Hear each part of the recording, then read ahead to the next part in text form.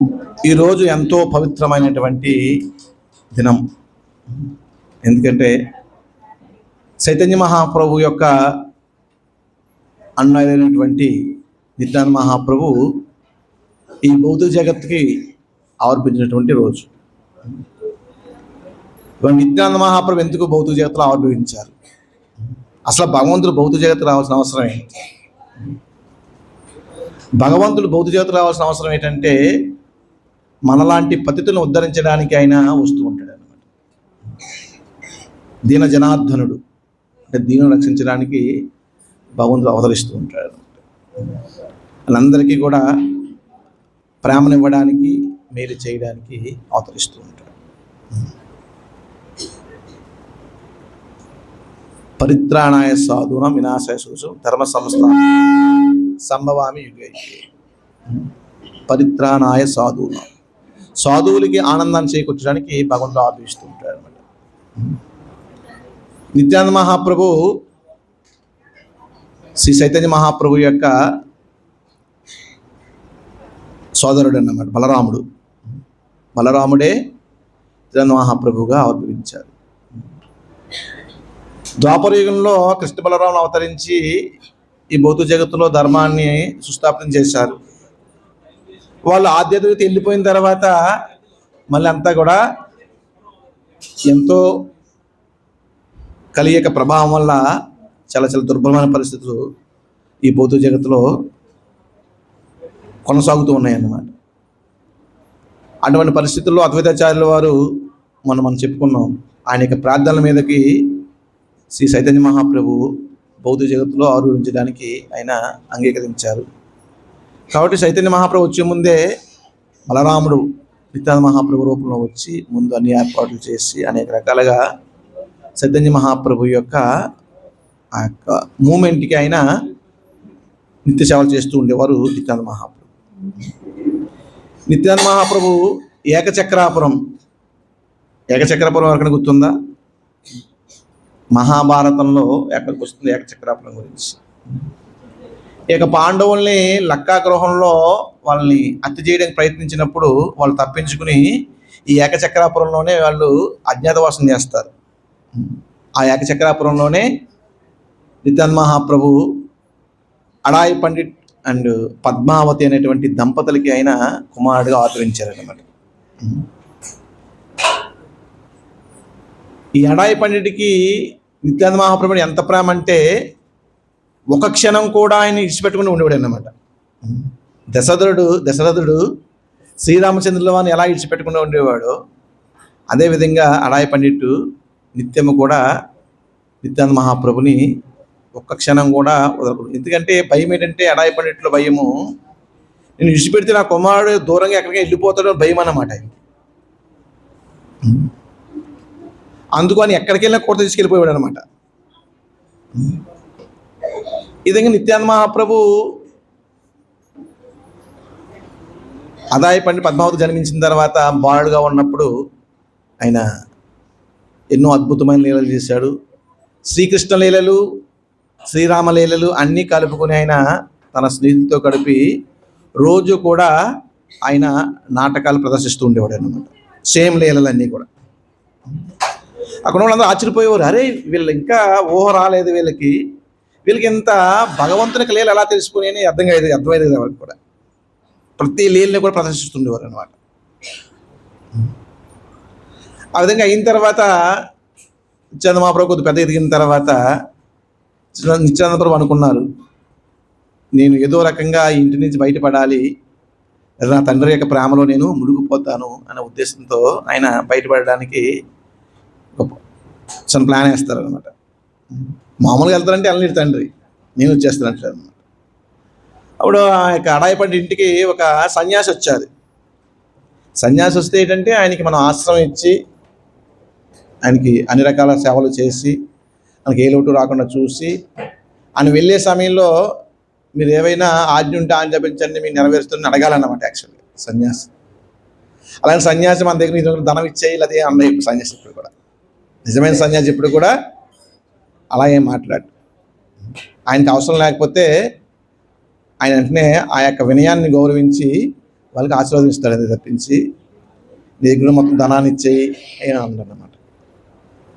అంటే అప్పుడు ఆ సన్యాసి ఏమంటారంటే, నేను తీర్థయాత్ర చేయాలనుకుంటున్నాను, నేను ఒంటరిగా వెళ్ళడం కష్టంగా ఉంది, కాబట్టి నీ కుమారుడు నాకు తోడుగా ఇస్తే మీ ఇద్దరు కలిసి తీర్థయాత్రలు వేసి నీ కుమారుని పంపుతూ ఉంటాడు అనమాట. ఎన్నే అడాయి పండిట్టు ఎన్నే సమస్యలు పడిపోతాడు. ఏ విధంగా విశ్వామిత్రుల వారు వచ్చి శ్రీరాముని నాతో పంపితే దండకారణ్యంలోకి ఎక్కడ రాక్షసు సంవరిస్తానని చెప్పిన వెంటనే దశరథుడు స్లో కోల్పోతాడు అనమాట. అడాయి పండి కూడా స్లో కోల్పోయాడు. కానీ ఒక సన్యాసిని కోరికని కాదనడము ఎంతో పాపం. సన్యాసి కోరిక కాదనకూడదు, ఒక సాధు యొక్క కోరికని కాదనకూడదు. ఆయన నిత్యానంద మహాప్రభు విడిచిపెట్టలేక, ఆ సాధువు యొక్క మాట తీయలేక ఎంతో మదన పడుతూ ఉంటాడు.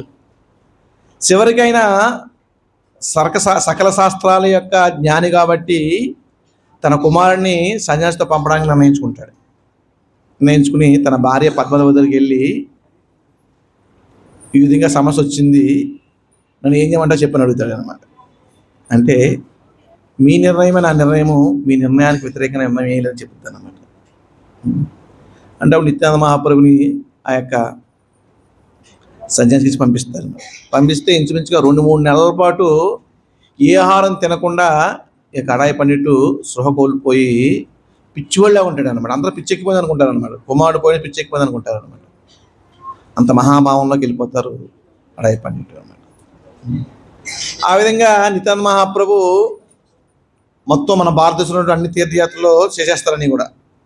ఆయన మన ఆంధ్రప్రదేశ్ కూడా మల్లికార్జున స్వామి చూడడానికి శ్రీశైలము, తిరుపతి, ఇంకా మంగళగిరి కూడా వచ్చి చెప్తారనమాట. ఎన్ని క్షేత్రాలు దర్శించుకున్నారు నిత్యానంద మహాప్రభు. బలరాముడు ఏదైతే కురుక్షేత్ర సమయంలో ఉన్నాయో తీర్థయాత్రలన్నీ కూడా మొత్తం దర్శించుకుంటారు అనమాట. దర్శించుకుని చివరికి బృందావనం వెళ్ళిపోతారు నిత్యానంద మహాప్రభు. బృందావనం వెళ్ళిపోయి బృందావనంలో అక్కడ బాలులతో ఆడుకుంటూ చైతన్య మహాప్రభు యొక్క కబురు గురించి వెయిట్ చేస్తూ ఉంటాడు అన్నమాట. ఆ విధంగా కొన్నాళ్ళ పాటు బృందావనంలో ఉంటారు. తర్వాత ఆయన వస్తూ ఆ యొక్క మాధవేంద్రపురిని కలుస్తారు. మాధవేంద్రపురి చైతన్య మహాప్రభు యొక్క గురువు గారు, అంటే ఈశ్వరపురి యొక్క గురువు గారు అన్నమాట. ఆ మాధవేంద్రపురి కూడా ఎంతో భక్తి భావనతో ఆయన హృదయం పొంగిపోతూ ఉంటుంది అన్నమాట. భక్తి భావనలో హృదయం ఎలా పొంగుతుందంటే మనందరికీ ఒక ఉదాహరణ అన్నమాట. మనం ఊహించినటువంటి అద్భుతమైనటువంటి ఏదైనా లాభం వస్తుంది మనకి, మన హృదయం ఎంత ఉప్పొంగుతూ ఉంటుంది ఆ ఆనందంతో. అది ఎదురు చెప్పలేమన్నమాట.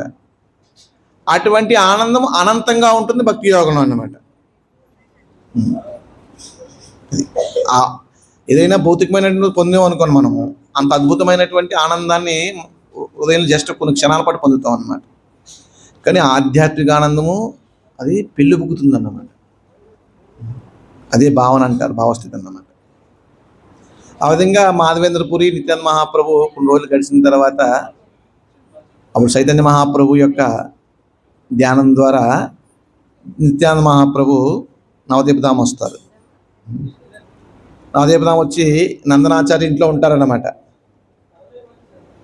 చైతన్య మహాప్రభు భక్తులతో కూర్చుని, నాకు రాత్రి ఒక కల వచ్చింది, ఒక వ్యక్తి రథం మీద వచ్చి చేతిలో గద, నాగలి అన్నీ ఉన్నాయి, తర్వాత ఆయన సన్యాసిగా వచ్చి నా గుమ్మం తలుపు తట్టాడు, ఇది నాకు రాత్రి కల వచ్చింది అని చెప్తాడు అనమాట. అని చెప్పి అలా చెప్తే ఎవరికి అర్థం కాదు చైతన్య మహాప్రభు చెప్పేది. చైతన్య మహాప్రభు డైరెక్ట్ చెప్తారు, మన నవదీపధామానికి ఒక మహాపురుషులు వచ్చారు, మీరు తీసుకుని అంటారు అనమాట. అడ్రస్ చెప్పరు చైతన్య మహాప్రభు. అప్పుడు హరిదాష్టాకులు వీళ్ళందరూ, శ్రీనివాసరాజులు అందరూ వెళ్ళి అంతా నిలుగుతారు నవదీపం. ప్రతి స్వాధు ఇంట్లోకి వెళ్ళి, భక్తుల ఇంట్లోకి వెళ్ళి, అంతా ఎక్కడికి వెళ్ళినా సరే వీళ్ళకి ఎవరికి కూడా మహాపురుషుడు కనపడరు. వీళ్ళు తిరిగి వెనక్కి వచ్చేస్తారు. వచ్చేసి మహాప్రభు మీరు చెప్పినటువంటి మహాపురుషుడు మాకు కనిపించదు అంటారన్నమాట. అంటే అప్పుడు అన్ని చైతన్య మహాప్రభు తన బృందాన్ని తీసుకుని నందనాచార్య ఇంటికి వెళ్తారనమాట. వెళ్తూ అక్కడ నిత్యానంద మహాప్రభు చాలా తేజోవంతంగా 10 కోట్ల సూర్యుడు ఎంత తేజవంతంగా ఉందో అంత తేజవంతంగా ప్రజలతో ఉన్నాడు అనమాట ఆ ఇంట్లో. ఆయన చూసిన మరుక్షణమే నిత్యానంద మహాప్రభు చూసిన మరుక్షణమే చైతన్య మహాప్రభు చూసిన మరుక్షణం నిత్యానంద మహాప్రభు వాళ్ళు బాక్సులోకి పోయి ఒకరొకరు చూసుకుంటా శ్లోకాలు పోయి ఉండిపోయారు అనమాట ఆనందంతో. ఆ విధంగా నిత్యానంద మహాప్రభు మళ్ళీ చైతన్య మహాప్రభుతో కలిసి హరినామ సంకీర్తన చేయడానికి ఆయన స్టార్టింగ్ చేస్తారనమాట. అదే నిత్యానంద మహాప్రభు ఏకచక్రపురంలో ఆవిర్భవించి శ్రీరామదేవధామం వచ్చి చైతన్య మహాప్రభుతో కలిసి చైతన్య మహాప్రభు, నిత్యానంద మహాప్రభు, అద్వైతాచార్యులు వారు, గదాధర శ్రీవాస పండితుడు, ఇలా పంచతత్వం అంటారు. ఈ 5 కూడా హరినామ సంకీర్తన యజ్ఞాన్ని ప్రారంభిస్తారన్నమాట. నిత్యానంద మహాప్రభు నిరంతరం కూడా దీనిని అనుగ్రహించడమే ఆయన కార్యక్రమం, అంతే. పతితుల్ని ఉద్ధరించడమే ఆయన కార్యక్రమం. పతిత పావనుడు నిత్యానంద మహాప్రభు. నిత్యానంద మహాప్రభుకి అనుగ్రహం లభించిందంటే చైతన్య మహాప్రభు అనుగ్రహము, కృష్ణుకి అనుగ్రహం తక్షణమే లభిస్తుంది. చాలా ప్రభుపద ఏం వివరిస్తారంటే, నువ్వు నిత్యము ఆనందంగా ఉండాలంటే నిత్యానంద మహాప్రభుని భజించాలి. నిత్య ఆనంద, ఆయన పేరే నిత్య ఆనందం. కాబట్టి ఆయన సేవిస్తూ ఉంటే, ఆయన నామాన్ని జపిస్తూ ఉంటే మనకి నిత్య ఆనందం వస్తుంది. మనకు నిత్య ఆనందం లేదు, మనకు నిత్య దుఃఖం ఉంది. రోజు దుఃఖమే ఉంది, మన నిత్య ఆనందం ఉంది ఎవరికైనా అప్పుడప్పుడు ఉంటుంది, అంతే. అది కూడా చాలా తక్కువ. మన నిత్య దుఃఖంలో ఉన్నాం, నిత్యానంద మహాప్రభుని సేవిస్తే నిత్య ఆనందంలోకి మనం వచ్చేస్తాం అన్నమాట. ఆ విధంగా శ్రీవాస్ ఠాకూర్ ఇంట్లో చైతన్య మహాప్రభు, నిత్యానంద మహాప్రభు అందరూ కూడా హరినామ సంకీర్తన చేస్తూ ఉన్నారు. నిత్యానంద మహాప్రభు ఉన్నప్పుడు ఆయన ఒంటిండా బంగారం ఉండేది అన్నమాట. ఒక దొంగల ముఠ బంగారం చూస్తుంది అన్నమాట. చూసి ఏదో రకంగా వీళ్ళు లోపల భజన చేసుకున్నారు కాబట్టి మనం లోపలికి ప్రవేశించి రాత్రి మనము ఆ మొత్తం ఆ బంగారు నగలన్నీ దొంగిలించేద్దామని ప్లాన్ వేసుకుంటారు దొంగలు. అలా ప్లాన్ వేసుకుని శ్రీవాస్ ఠాకూర్ ఇంటి దగ్గరికి వస్తారనమాట. వస్తారు, రాత్రి రోజున వేడి చేస్తూ ఉంటారు. రాత్రి అయిన తర్వాత అక్కడికి వీళ్ళు దొంగతనానికి వెళ్ళడం ఇంట్లోకి బలమైన సైనికులు చుట్టూరు కాపలాగా వస్తూ ఉంటారు అనమాట. బలమైన సైనికులు, ఊరు నాయనో వీళ్ళు చేతిలో పడ్డామంటే మనం పిండి అయిపోతాం ఉద్దేశంతో రేపు వద్దాం ఉద్దేశంతో వెళ్ళిపోతారు అన్నమాట. రేపు వస్తే చుట్టూరు ఏదో రక్షణ వలయం కనపడుతుంది వాళ్ళకి, అప్పుడు కూడా వెళ్ళలేరు లోపలికి. మళ్ళీ మన్నాడు వద్దన సూత్తులోకి వాళ్ళకి ఉండా ఏదో తేళ్ళు, పాములు, బగులు ఉంటుంది అన్నమాట.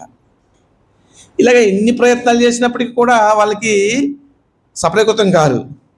ఇప్పుడు దొంగ ముఠ నాకు చాలా తెలివైనడు అన్నమాట. మనం ఏం దొంగతనం చేద్దామన్నా ఎన్నో ఆటంకాలు వస్తున్నాయి కాబట్టి ఈయన సామాన్యుడు కాదు, సాక్షాత్ భగవంతుడు అయినటువంటి అనే ఉద్దేశంతో వచ్చి నిత్యానంద మహాప్రభు శరణాగతి అవుతాడు. శరణాగతి నిత్యానంద మహాప్రభు ఆయన చేత హరే కృష్ణ కృష్ణ కృష్ణ హరే హరే, హరే రామ రామ రామ హరే. ఆ దొంగల ముఠాన్ని అంతా కూడా నాయకుడితో సహా భక్తులుగా మార్చేస్తాడు నిత్యానంద మహాప్రభు. ఇది నిత్యానంద మహాప్రభు ప్రతి అడుగులో కూడా పతిత జీవనం ఉద్ధరించడానికి ఆయన ఎంతో నిరంతరము శ్రమిస్తూ ఉంటారు, ఆలోచిస్తూ ఉంటారు. అది చైతన్య మహాప్రభు కోరిక అన్నమాట. ఇది నిత్యానంద మహాప్రభు ఈ చైతన్య మహాప్రభు యొక్క హరినామ సంకీర్తన విధంగా ఎంతో మంది పతితులు ఉద్ధరిస్తూ ఉంటారు. చైతన్య మహాప్రభు తన అన్నయ్యను కూడా మీటింగ్ పెట్టి ఒక సమావేశం పెట్టి చెప్తారన్నమాట. మీరు రేపు నుంచి ప్రతి ఇంటికి కూడా భిక్షాటనకి వెళ్ళాలి, భిక్షాటనకి వెళ్ళి భిక్ష చేసి రావాలి. ఏంటి భిక్షాటన? ప్రతి గుహారానికి వెళ్ళి భిక్షాందేని అనాలి. అలా వస్తారన్నమాట. వస్తే వెంటనే వాళ్ళకి ఏం చేయాలి? భిక్ష చేస్తుంటే నాకు భిక్ష వద్దు, హరే కృష్ణ కృష్ణ కృష్ణ హరే హరే, హరే రామ రామ రామ హరే హరే. ఈ మంత్రం చేస్తాని నాకు మాట భిక్ష అని ప్రతి వాళ్ళు అడుగుతుండేవారు నిత్యానంద మహాప్రభు, హరిదాస్ ఠాకూర్ వారు. అంటే ఎంత దయార్థవదీలు చూడండి వాళ్ళు పతితులను ఉద్ధరించడానికి. ఎందుకంటే వాళ్ళని ఎలా ఎప్పుడు వచ్చారో కూడా కష్టం.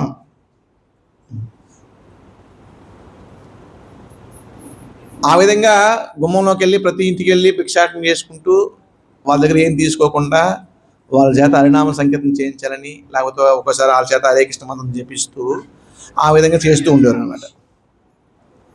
నిత్యానంద మహాప్రభు ఇలా చేస్తూ ఉన్నారు. కానీ నిత్యానంద మహాప్రభుకి ఇది ఇష్టం లేదు. అరే, చైతన్య మహాప్రభు యొక్క ఈ హరినామ సంకీర్తన ఎంతో పవర్ఫుల్ అని నిరూపించండి. ఇది అద్భుతమైన కర్మ జరగాలి తప్పించి ఇలా మేము భిక్షాటనకి వెళ్ళి హరే కృష్ణ మంత్రం చేయండి అని చెప్పించడం పెద్దేం కాదు. ఇలా చేస్తే చైతన్య మహాప్రభు యొక్క కీర్తి నలుమూల విస్తరింపదు. ఇదో రకంగా అందరూ గొప్పగా ఆశ్చర్యపోయే విషయాన్ని చేయాలని నిత్యానంద మహాప్రభు ఆలోచిస్తూ ఉంటారు అనమాట. హరిదాస్ ఠాకూర్ వారు నిత్యానంద మహాప్రభు ఒక బ్యాచ్, ప్రీచింగ్ బ్యాచ్, మన ఇస్కాన్ టెంపుల్లో కూడా ఇద్దరు బ్యాచ్ ప్రీచింగ్ బ్యాచ్ వెళ్తుంటారు అనమాట.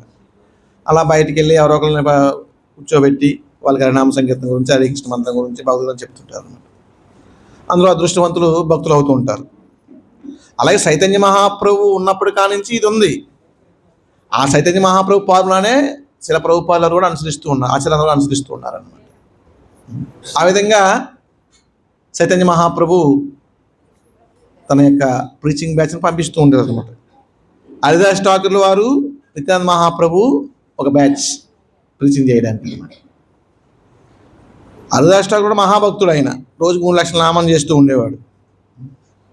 నిత్యానంద బాబు సాక్షాత్తు బలరామునికి అవతారం. ఈ విధంగా ప్రచారం చేస్తూ ఉన్నప్పుడు ఓ దిక్కుని జనం గుమ్ముగూడు ఉంటారన్నమాట. ఏంటి జనం గుమ్ముగూడు ఉన్నారని వెళ్ళి చూస్తే జగాయి మదైన బ్రాహ్మణుల వాళ్ళు, పుట్టుకతో బ్రాహ్మణుల వాళ్ళు, కానీ తాగుతూ ఉన్నారు, వ్యభిచారం చేస్తున్నారు, జోదం ఆడుతున్నారు, హత్యలు చేస్తూ ఉన్నారు, అని నానా రకాల పాపాలని చేస్తున్నారు అనమాట. వాళ్ళు 2 ముంతల్లో కొళ్ళు పెట్టుకుని తాగుతూ తందనాలు ఆడుతూ ఉంటారు. దాని చుట్టూ జనం గుడి చూస్తూ ఉన్నారన్నమాట. అలా చిత్ర విన్యాసాలను. ఈ జనం ఏంటి ఇక్కడ ఉన్నారని నిత్యానంద మహాప్రభు, చైతన్య మహాప్రభు, నిత్యానంద మహాప్రభు దశలు చూస్తారనమాట. చూస్తే జగ మదలు పుల్లిగా తాగేసి ఒకరి పడి కింద దొరుకుతున్నారనమాట. అరే వీళ్ళు ఎంత జీవితాన్ని ఎంత నాశనం చేసుకుంటూ ఉన్నారు. మనం ఉద్ధరిస్తే ఇటువంటి పద్ధతులను ఉద్ధరించాలి. ఇటువంటి పద్ధతులు ఉద్ధరిస్తేనే మన చైతన్య మహాప్రభు యొక్క కీర్తి నలుమూల వెళ్తుంది, ఎంతోమంది నామం చేస్తున్న ఉద్దేశంతో నిత్యానంద మహాప్రభు వెళ్ళి, నాయనలారా మీరు ఎందుకు జీవితం ఇలా నాశనం చేసుకుంటూ ఉన్నారు? మానవ జన్మ చాలా ఉత్తమమైనది, చాలా పవిత్రమైనది, జన్మ ఉద్ధరించుకోండి, హరే కృష్ణ మహామంత్రం చేయండి, ఈ విధంగా వ్యసనానికి లోను కాకుండాని చెప్తూ ఉంటే జగాయి మదాయి చెబుతుంటే ఏంట్రా మాకు భక్తి చెప్తారనే ఉద్దేశంతో 2 కర్రలు తీసుకుని కొట్టడం ప్రయత్నిస్తారనమాట. పెడితే నిత్యానంద మహాప్రభు దర్శనం పరుగు వచ్చేస్తారు అక్కడి నుంచి. అప్పుడు నాయన నిత్యానంద ఎందుకే ఇలా చేస్తాం అన్నీ, వాళ్ళకి పిలిచి జీతం ఉపయోగం తాగుబోతులకి వాళ్ళు మనం చంపుతారు అంటాడు అనమాట. ఆయన నిత్యానంద మహాప్రభు ఆలకించడం. ఒక ఇటువంటి వాళ్ళని మార్చాలి, మారిస్తేనే నిజమైన ఉద్యమం జరుగుతుంటారు అనమాట.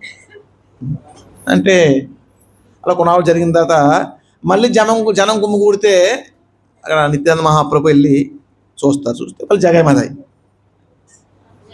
మళ్ళీ సేమ్ సీన్. మళ్ళీ సేమ్ నిత్యానంద మహాప్రభు వెళ్ళి, నాయనలారా మీరు ఎందుకు ఈ విధంగా జీవితాన్ని వ్యర్థం చేసుకుంటూ ఉన్నారు? భగవంతుని యొక్క నామాన్ని హరే కృష్ణ మహామంత్రం జపించండి, మీరు తప్పకుండా ఇటువంటి మత్తు లేకుండానే మీకు ఆనందం కలుగుతుందని వాళ్ళకి వివరిస్తుంటే, ఏంట్రా మాకు ప్రీచింగ్ మాకు భక్తి చెప్తాను ఉద్దేశంతో జగ ఏం చేస్తాడంటే తన చేతుల నుండి కళ్ళు కొండతో నిత్యానంద మహాప్రభుని కొడతాడన్నమాట. నిత్యానంద మహాప్రభు దెబ్బ తగులుతుంది. దెబ్బ తగిలి వెంటనే రక్తం కారుతుంటుంది. వెంటనే అర్ధశాలు దోసులు పెట్టి ఎన్న పెట్టి నిత్యానంద మహాప్రభు బ్లడ్ భూమి పడంటే భూకంపం వచ్చేస్తుంది అనే ఉద్దేశంతో ఉండి వెంటనే ఆయన్ని గాయానికి కొట్టుకట్టి అని తీసుకొస్తుంటాడు అనమాట. అవు చైతన్య మహాప్రభు అవ్యక్త రూపంలో వచ్చేస్తారు సుదర్శన చక్రం పట్టుకుని. ఏంటి నిత్యానంద మహాప్రభు నేను కొడతాను, దుర్మార్గులు నేను సంవరిస్తాను అంటాడు అనమాట. అది నిత్యానంద మహాప్రభుకి హరిదాస్ ఠాకూర్ మాత్రమే కనపడతారు, చైతన్య మహాప్రభు ఎవరు కనపడతారు. అప్పుడు నిత్యానంద మహాప్రభు కాలు పట్టుకుంటాడు, చైతన్య మహాప్రభు కాలు పట్టుకుంటాడు. లేదు మీరు వాళ్ళని శిక్షించొద్దు, కలియుగంలో శిక్షిస్తూ మొదలెడితే పాపుల్ని భూమి మీద ఎవరు ఉండరు, అందరూ పాపులే. కాబట్టి మీరు శిక్షించడానికి రాలేదు, కరుణించడానికి వచ్చారు, దయచేసి వీళ్ళని కరుణించండి, అనుగ్రహించండి, ఈ పద్ధతిని ఉద్ధరించండి అని చెప్పి నన్ను జగాయి కుండతో కొట్టాడు. కానీ 2వ కుండతో కొడుతుంటే మదాయి ఆపు చేశాడని చెప్తామండి నిత్యానంద మహాప్రభు. ఎన్నో చైతన్య మహాప్రభు ఆ మాట అర్పించంటే 2వ కొడుతుంటే మదాయి ఆపు చేశాడనే ఉద్దేశంతో అని విన్న మరుక్షణమే చైతన్య మహాప్రభు చాలా ఆనందిస్తారు. ఆనందించి వెంటనే తన నారాయణ రూపాన్ని మదాకి జీవించేస్తారు అన్నమాట చైతన్య మహాప్రభు. చూడండి, అంటే తండ్రి కుమారుడి మీద ఉత్తుత్తి కోపాన్ని ప్రదర్శిస్తే ఏ విధంగా ఉంటుందో ఆ విధంగా జీవుల మీద భగవంతుడు ఉత్తుత్తి కోపాన్ని ప్రదర్శిస్తూ ఉంటాడు అన్నమాట. వాళ్ళని సంహరించడానికి వచ్చాడు చైతన్య మహాప్రభు. ఎప్పుడైతే మదాయి కొట్టకుండా ఆపని తెలిసిందో నిత్యానంద మహాప్రభు చెప్పాడో మరుక్షణం ఆయనకి చతుర్భుజ నారాయణ రూపం చూపించాడు. ఆ నారాయణ రూపం చూడడానికి అర్జునుడు ఎంతో ప్రార్థిస్తే కానీ చూడలేకపోయాడు. భీష్మాచార్యులు కూడా ప్రార్థిస్తే కానీ నారాయణ రూపం చూడలేకపోయారు. కానీ ఏ ప్రార్థన లేకుండా మదాయికి చైతన్య మహాప్రభు నారాయణ రూపం జీవించేశారు. ఎప్పుడైతే ఈ విధంగా చైతన్య మహాప్రభు నిత్యానంద మహాప్రభు అదృష్టాకులు వారి యొక్క అనుగ్రహం కలిగిందో మదాయిలో జగాయిలో వెంటనే మార్పు వస్తుంది. మార్పు వచ్చిన మరుక్షణమే నిత్యానంద మహాప్రభు యొక్క కాళ్ళ మీద పడతారు. వాళ్ళు పడి దయచేసి నన్ను క్షమించండి, నేను ఎంతో పాపం చేశాను, మీలాంటి మహాభక్తులను నేను కొట్టాను, నన్ను క్షమించి నా యొక్క పాప నివృత్తికి ఏదైనా మార్గం ఉంటే చెప్పండి అని జగమదాయులు నిత్యానంద కాళ్ళ పడతారు అన్నమాట. మీ పాప నివృత్తికి మార్గం ఒకటే చైతన్య మహాప్రభు యొక్క అనుగ్రహం. చైతన్య మహాప్రభుకి అనుగ్రహం పొందితే మీరు పాప నివృత్తి పొందుతారు. చూసారు అక్కడ నిత్యానంద మహాప్రభు గురువు యొక్క తత్వం అదే. నిత్యానంద మహాప్రభు గురుతత్వం. ఆయన వెంటనే ఆయన కాలనీ పడ్డాను అనుగ్రహం డైరెక్ట్గా ఇచ్చేయలేదు, వాళ్ళని భగవంతుడి ద్వారా వాళ్ళని ఉద్ధరించేటట్లు ఏర్పాటు చేశాడు అన్నమాట. చైతన్య మహాప్రభుడికి జగై మదాలు వస్తారు. వస్తే వాళ్ళకి చైతన్య మహాప్రభు ప్రీచింగ్ చేసి వాళ్ళకి దీక్ష ఇస్తారు. దీక్ష ఇచ్చిన తర్వాత చైతన్య మహాప్రభు వాళ్ళని దీక్షించిన తర్వాత చైతన్య మహాప్రభు బంగారు వర్ణంలో ఉండేవారు అనమాట. నల్లగా బొగ్గు వర్ణంలోకి మారిపోయి చైతన్య మహాప్రభు. బంగారం ఉన్న చైతన్య మహాప్రభు బొగ్గు వర్ణంలోకి మారిపోయారు అనమాట. అంటే తెల్లని కృష్ణుడు నల్లని కృష్ణుడు అయిపోయాడు అనమాట. కారణం ఏంటంటే జగాయి మొదలు దీక్ష ఇవ్వడం వల్ల వాళ్ళ పాపాలను స్వీకరించడం ద్వారా చైతన్య మహాప్రభు రంగే మారిపోయింది అన్నమాట. అంటే పాపం యొక్క ప్రభావం. ప్రభుపాద ఏం చెప్తారంటే, ఎవరైతే మనకు దీక్షించే గురువు ఉన్నాడో, ఎవరైతే దీక్ష ఇవ్వడానికి శిక్షణించే గురువులు ఉన్నారో వాళ్ళు మన పాపాలను స్వీకరిస్తారు. స్వీకరించి మనల్ని పవిత్రం చేస్తారు. పవిత్రం చేసి భగవంతుని సేవించేట అర్హత మనకి ప్రసాదిస్తారు. గురువు ఏం చేస్తారు? దీక్ష తీసినప్పుడు మనం అన్ని రకాల పాపాలని ఆయన స్వీకరించి మనం పవిత్రం చేసి భగవంతుని పూజించేటువంటి అర్హతను మనకు ప్రసాదిస్తాడు. మనం పవిత్రులు కాంది కూడా భగవంతుని సేవించలేము. ఆ విధంగా జగాయి మదాయిలకి చైతన్య మహాప్రభు దీక్షించిన తర్వాత శరీరం నల్లగా అయిపోతారు అన్నమాట. మళ్ళీ కొద్ది సమయానికి మళ్ళీ ఆయన మామూలుగా వచ్చేస్తారు అన్నమాట. ఇన్ని పాపాలు ఉన్నప్పటికీ కూడా గురువు ఆధ్యాత్మిక స్థితిలో ఉంటాడు కాబట్టి ఆ పాపాలను ఆయన నియమించి. గంగాదేవి నారాయణ దగ్గర ప్రార్థిస్తుంది, ఏ నారాయణ, అందరూ ఎన్నో పాపాలు తెచ్చి నాలో ములుగుతూ ఉన్నారు, వాళ్ళ పాపాలను నేను స్వీకరిస్తూ ఉన్నాను, మరి నా పాపం ఎవరు స్వీకరిస్తారు? ఆ పాపాన్ని భరించలేకున్నాను, దయచేసి నాకు ఒక పరిష్కారాన్ని చూపించండి అని నారాయణ ప్రార్థిస్తుంది గంగాదేవి. అప్పుడు నారాయణ ఏమంటాడంటే, నీ సకల పాపాలని హరించడానికి నా భక్తులు వచ్చి నీలో స్నానం చేస్తారు, నీ సకల పాపాలు కూడా హరించివేయబడతాయని గంగామాతకి చెప్తాడు నారాయణ. అంటే గంగాదేవి యొక్క పాపాన్ని కూడా తొలగించగల సామర్థ్యము పరమ పవిత్ర భక్తులకు ఉందన్నమాట. భక్తి అంటే అంత పరమ పవిత్రమైనది, అంత ఉన్నతమైనది. భక్తి అంటే అంత ఎంతో ఉన్నతమైనది. మనకి భక్తి యొక్క విలువ తెలియక దాన్ని ఏదో ఒక చిన్న కార్యక్రమంగా చిన్న పోకంగా చూస్తున్నాం అంతే, అది మామూలుగా చూస్తూ ఉన్నాం. గంగాదేవినే పవిత్రం చేసి సామర్థ్యం ఉందంటే భక్తుడు ఎంత గొప్పవాడు. మనకి భాగవతం మనం వివరిస్తుంది. ఇప్పుడు జరుగుతున్నటువంటి భాగవతంలో మనకు వస్తుంది భక్తుల యొక్క ప్రభావం గురించి. గంగా నదిలో స్నానం చేసినప్పుడు కూడా భక్తులు ఉద్ధరింపబడడానికి సమయం పడుతుంది. కానీ ఒక భాగవతుడికి అనుగ్రహం లభిస్తే మరుక్షణమే దాని ప్రభావం చూపిస్తుందని భాగవతం వివరిస్తుంది అన్నమాట. ఆ విధంగా గురువు భాగవతులు భక్తులు కూడా పరమ పవిత్రులు కాబట్టి వాళ్ళ దర్శనము కానీ, వాళ్ళ స్పర్శనము కానీ, లేకపోతే వాళ్ళ యొక్క ఆశీర్వాదం కానీ, వాళ్ళ యొక్క వాణి కానీ ఇవన్నీ కూడా మనల్ని ఉద్ధరిస్తాయి, శుభాన్ని ప్రసాదిస్తాయి. ఈరోజు ఆ కారణంగానే మనము ఇస్కాన్లోకి వచ్చి శ్రీల ప్రభుపాదుల అనుగ్రహం ద్వారా హరే కృష్ణ కృష్ణ కృష్ణ హరే హరే, హరే రామ రామ రామ హరే హరే అనే మంత్రాన్ని జపించగలుగుతున్నాం. కారణం ఏంటంటే ఆచార్యుల యొక్క అనుగ్రహం, ఆచార్యుల యొక్క కృప. ఈ సర్వ ఆచార్యులకి కృప మూల కారణం ఎవరంటే నిత్యానంద మహాప్రభువు. సకల ఆచార్యులకి పరమ ఆచార్యుడు నిత్యానంద మహాప్రభు, గురుతత్వం నిత్యానంద మహాప్రభు. అది నిత్యానంద మహాప్రభు జగాయి మదను ఉద్ధరిస్తే అక్కడి నుంచి అందరూ ఆశ్చర్యపోయారు. అరే, ఇటువంటి పాపాత్ములు కూడా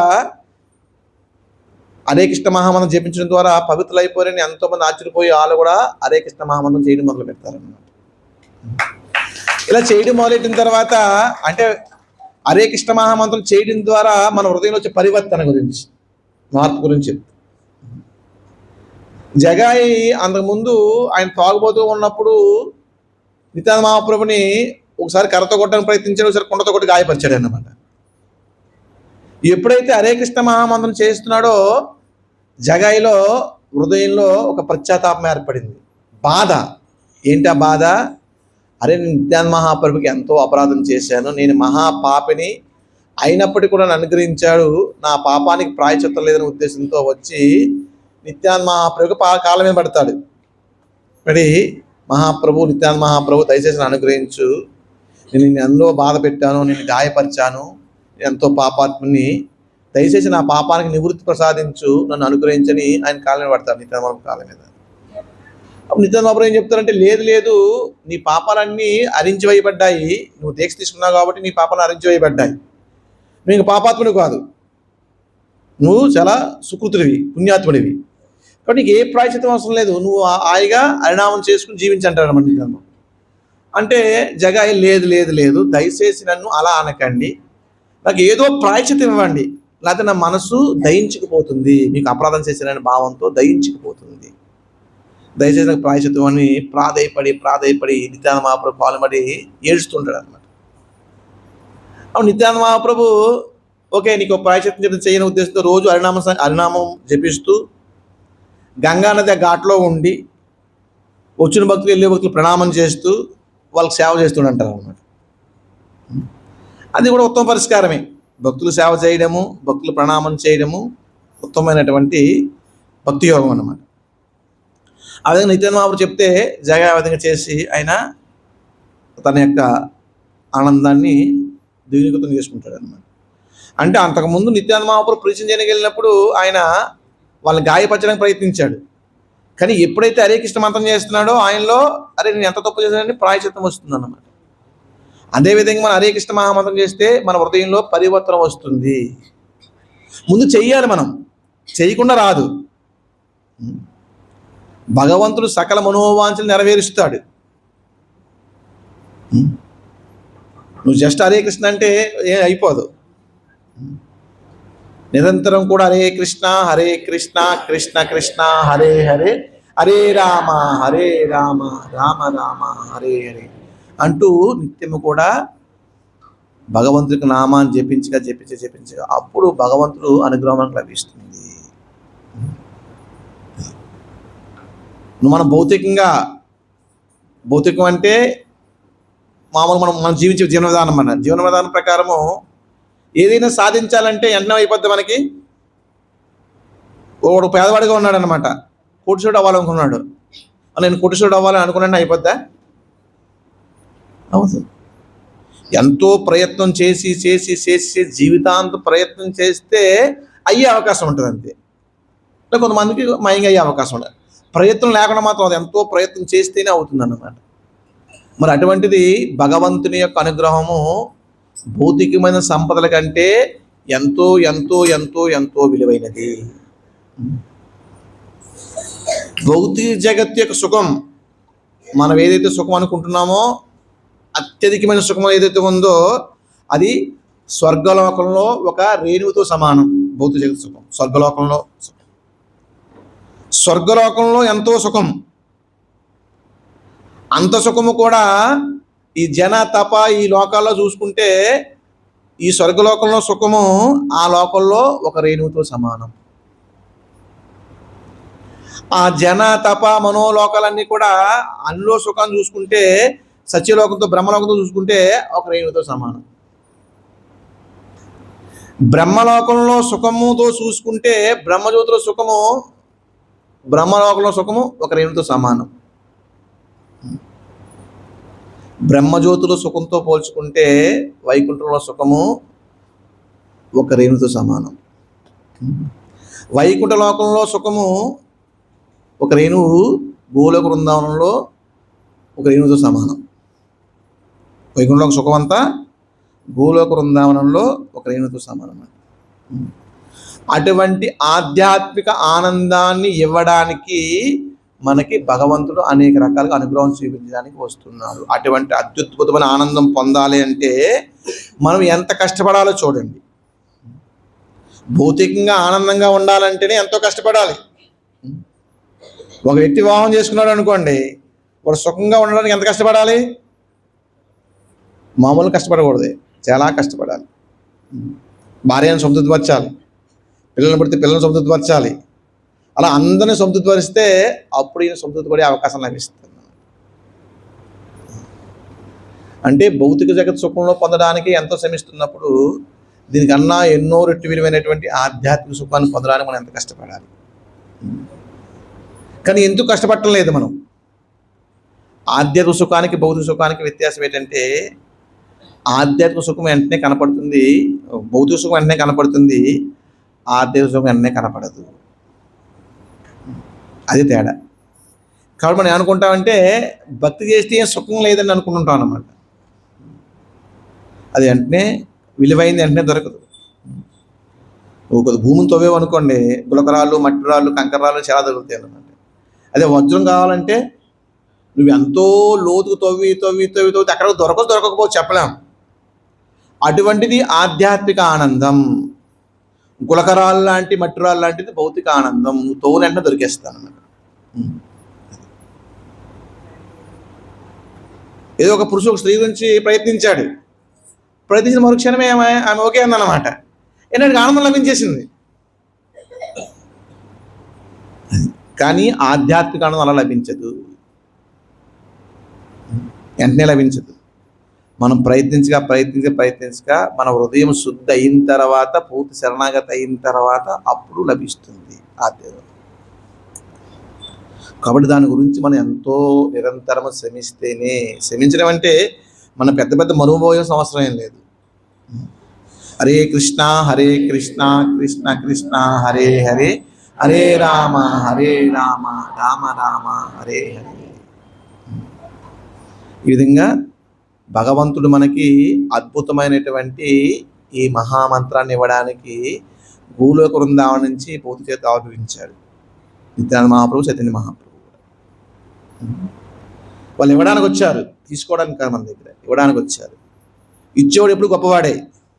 మనం ఏంటి ఎప్పుడు తీసుకునే వాళ్ళమే, ఇచ్చేవాళ్ళం కాదు. ఇవ్వడానికి మన దగ్గరే ఉంది.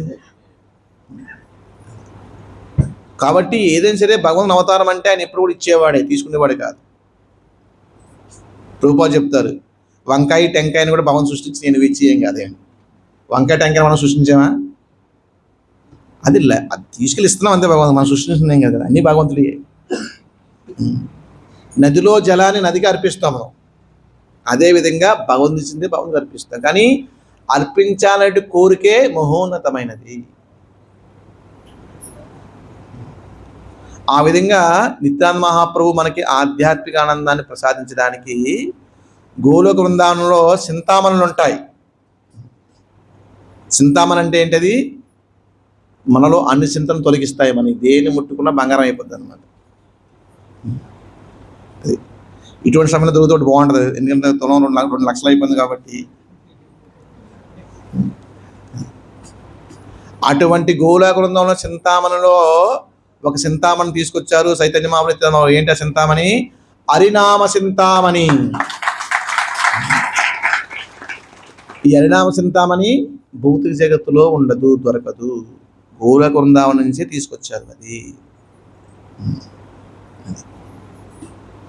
మరి ఎవరైతే హరినామ చింతామణిని స్వీకరిస్తారో వాళ్ళకి ఎటువంటి దుఃఖము ఉండదు. మామూలు చింతామణి తీసుకొచ్చినా మనకు దుఃఖం ఉంటుంది. ఎందుకంటే ఎన్ని వచ్చినప్పటికి కూడా మనలో ఏదో బాధ ఉంటుంది. ఎందుకు బాధ ఉంటుంది? భౌతిక జగత్తు యొక్క స్థితే అది. నువ్వు ఎన్ని పొందినప్పటికీ కూడా నీకు బాధ ఉంటుంది. చాలా ప్రభుపద వివరిస్తారన్నమాట. ఒకడికి చెట్టు కింద పడుకున్నాడు, పాపం నిద్ర పట్టలేదు. వాడు పూరుగుడిలో పడుకున్నాడు, వాడు నిద్ర పట్టలేదు. ఒకడు 1000 గదులు ఉన్నటువంటి ఇంట్లో ఉన్నాడు, నిద్ర పట్టలేదు. ముగ్గురు నిద్ర పట్టలేదు. వీళ్ళకి దోమలు కొడుతున్నాయి, పూరుగుడిసి వల్ల ఆడికి బెంగగా ఉంది. ఆ యొక్క 1000 గదులు ఉన్నవాడికి ఏ గదులు పడుకోవాలో ఆలోచిస్తూ నిద్ర పట్టలేదు అన్నమాట. అంటే భౌతిక జగత్తులో వీళ్ళ ముగ్గురు ఒకటే, స్థితులు వేరే, ముగ్గురు ఒకటే. కాబట్టి మనకి ఎన్ని రకాలంటే భౌతిక సుఖాలు ఉన్నప్పటికీ కూడా, భౌతిక సంపదలు ఉన్నప్పటికీ కూడా మనం ఆనందంగా ఉండలేము. ఎందుకు ఆనందంగా ఉండలేమంటే ఆత్మకి ఏమీ అవసరం లేదు. ఏమీ అవసరం లేదు ఆత్మకి. ఓన్లీ పరమాత్మక సేవ తప్పించి దానికి ఏమీ అవసరం లేదు. శిల ప్రభుపదికి ఒక మంచి ఉదాహరణ వివరిస్తారన్నమాట. చేప నీటిలో ఉన్న సహజం, దానికి నీటిలో ఉంటే దానికి ఆనందంగా ఉంటుంది, దానికి ఏం అవసరం లేదు, అంతే కదా.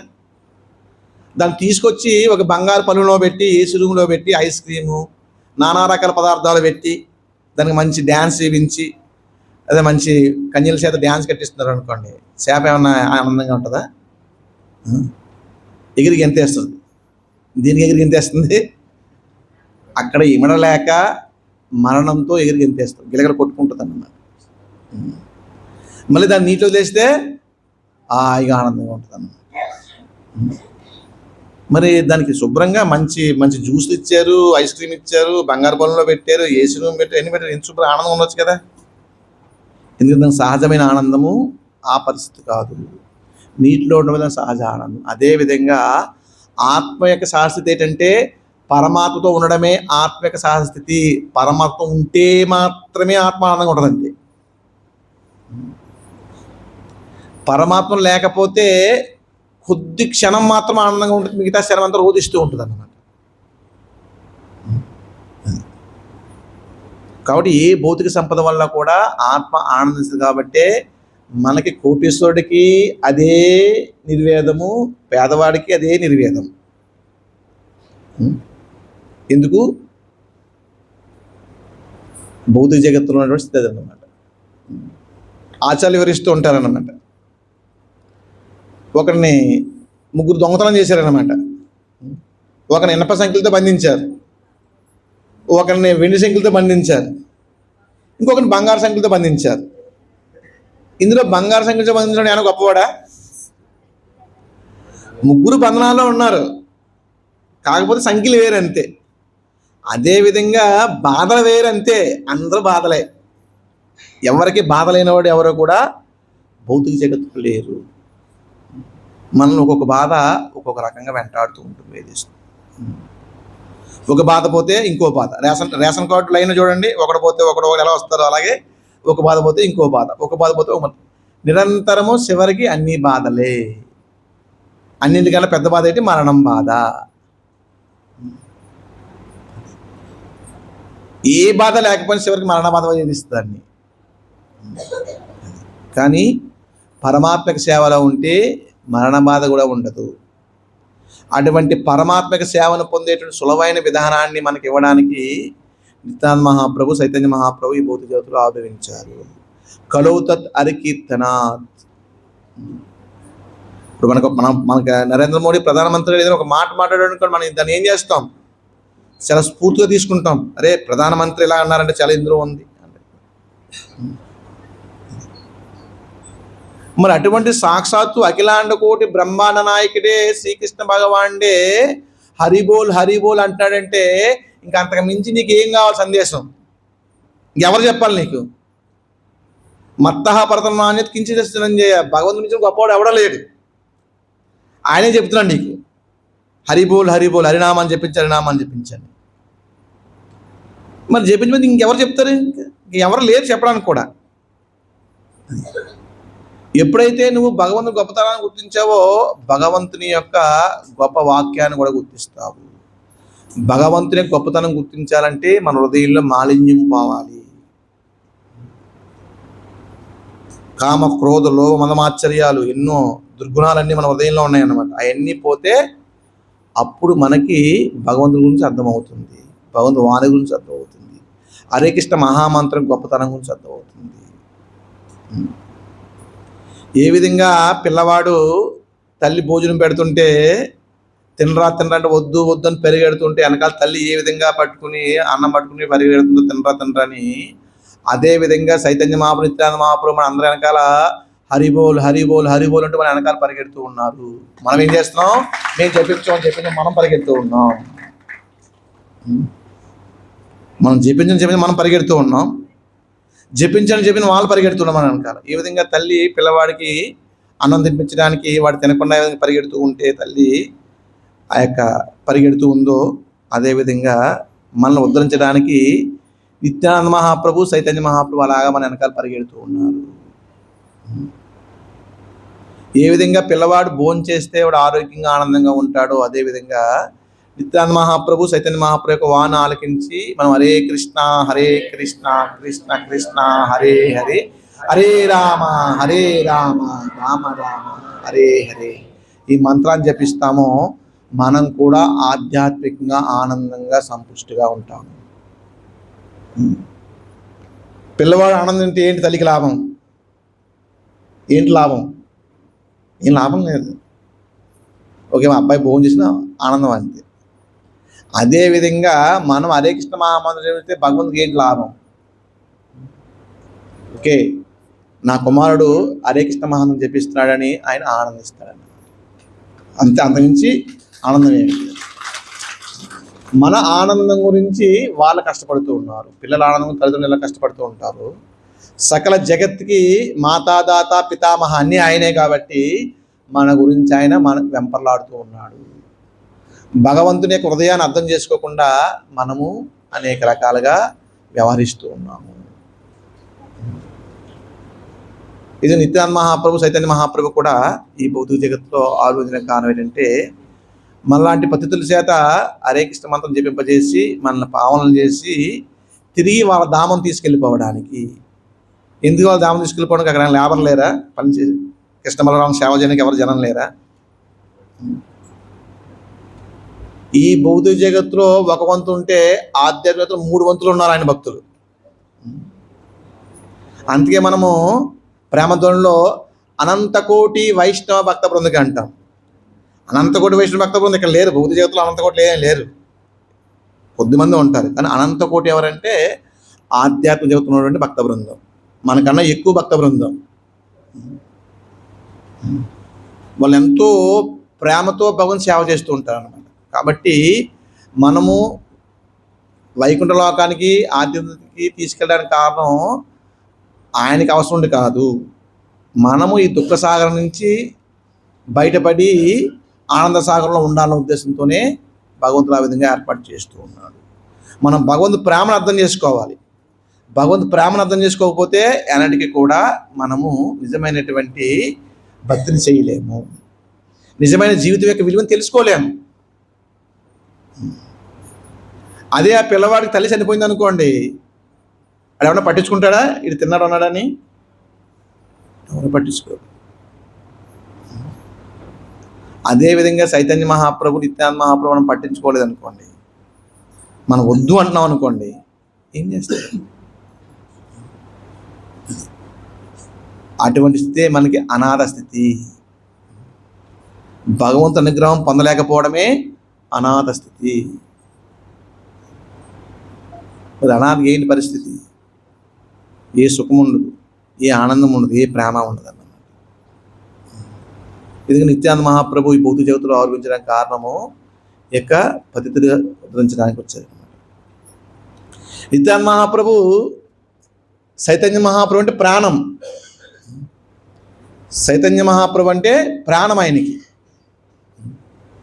చైతన్య మహాప్రభు నిత్యానంద మహాప్రభు చెప్పకుండా సన్యాసం తీసుకుంటారు అనమాట. సన్యాసిని రోధిస్తాడు నిత్యానంద మహాప్రభు. అసలు ఎందుకు చేసావు, నీ అందమైన జుట్టుని ఎందుకు గుండు కొరిగించుకున్నావు అని బాధపడిపోతుంటాడు అనమాట. అరే, అంత అందమైన జుట్టు ఎవరికి ఉంటుంది, నువ్వు గుండు కొడుచుకున్నావా, నాకు చాలా చాలా దుఃఖంగా ఉంది, కోపగించుకుంటాడు అనమాట నిత్యానంద మహాప్రభు. అప్పుడు చైతన్య మహాప్రభు ఏదో రకంగా నిత్యానంద మహాప్రభుని ఏదో రకంగా సముదాయిస్తారు, ఏదో చేస్తారు అనమాట. చేసి ఓకే మనం పూరి వెళ్దాం రా అని తీసుకెళ్తారన్నమాట.